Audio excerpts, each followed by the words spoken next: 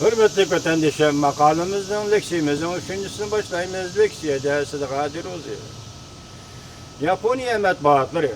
Japonya kovuluş kısımları Janubi Denizi kırısıda Jungo Shinkaku arlı etrafında 3 alıdı mavzulu haber 7. ayının 16. günü Dovitor betide ilan kılındı. Sizlerge məlum bir söz ettik. Japonya parlamentinin avam palatası da elika kanun yani Japonya'nın müdafiası kovuluş, devlet kovuluşu kapalatlendiriş kanunu makulluk etti. Hem de Kengaş Palatası'nın tasdikleşini kütüp duruptu. Makullangan Japonya'nın bexatarlikni kapalatlandirish kanunu doğrusu da Jungo faaliyet dairesi kengaytirilgan Japonya qo'g'inish armiyasidan hoşyar. Bunu da Allah'ına bildi. Demek kanun asaslanıp Japonya'nın özde qo'g'dash kısımlarının faaliyet dairesi kengaytirilgan Jungo bundan hoşyar. Bunu da Allah'ına bildirdi. Japonya Ortak Agentliğinin 16. günlük haberiga asaslanganda bu kanunun ma'qullanışı doğrusida Amerika Qo'shma Shtatlar hükümeti bu kanun Amerika-Yaponiya ittifaqini kuchaytirishga foydali qarshi olamiz deb ko'rsatdi.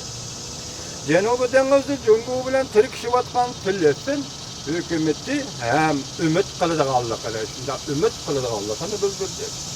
Amerika bilan bo'lgan munosabatlarga ko'ngil biladigan Koreya sukut turish pozitsiyasini qo'lladi.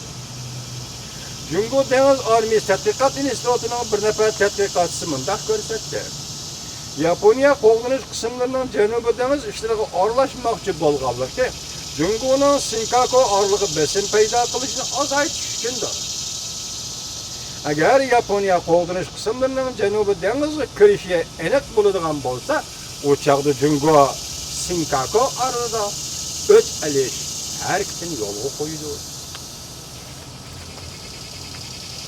Amerika Qo'shma Shtatlar Davlat Mahkamasining bayonotchisi Kirby Efendi 7. ayının 15. günü Japonya'nın yeni bir xatarlikni kapolatlantirish kanunu to'g'risida ifoda bildirib, bu kanun Japonya'nın rayon doirasida va xalqaro bexatarlik sohasida texmi aktiv rolini joriy qildirishda muhim rol o'ynaydi deb ko'rsatdi.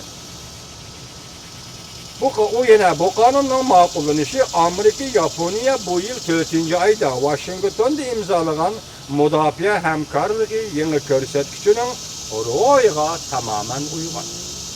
Demek Yaponiya ma'qullagan yuqorgi qonun qo'g'inish armiyasining faoliyat doirasini kengaytiradigan yuqorgi qonun Kirby bayonot Kirby Efendining aytishiga qaraganda bu demek 4. ayda bu yıl 4. ayda Washington'da imzalangan Amerika Jungo iki devlet mudofaa hamkorligi yeni ko'rsatkichining ro'yiga tamamen uygundir. Demek Amerika Qo'shma Shtatlar hükümeti Japonya'nın avam palatasida ma'qullangan davlat bexatarligini kapolatlantirish qonunini qo'lladi degan gap vatandoshlar. Jungo Janubiy dengizda umumiy tizginlash va tahdid paydo qilish ahvol ostida Filippin davlati Yaponiyaning yangi ma'qullangan bexatarlikni kapolatlantirish qonunini qarshi olganligini bildirdi. Demek hozir navbatda Jungo bilan Janubiy dengizda talash-tortish qilayotgan davlat Filippin. Bu ham bu qism ma'qullangan qonunni qarshi oladiganligini bildirdi. Amerika ham bu qonunni qo'llaydiganligini